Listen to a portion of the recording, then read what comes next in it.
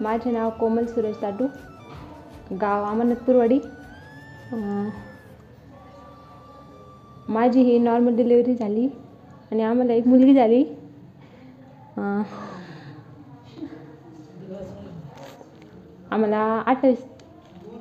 आम्हाला जी तारीख दिली त्या तारखेला डिलिव्हरी झाली नाही। मग आम्हाला श्री साई हॉस्पिटलमध्ये औषध देऊन नॉर्मल डिलिव्हरी केली।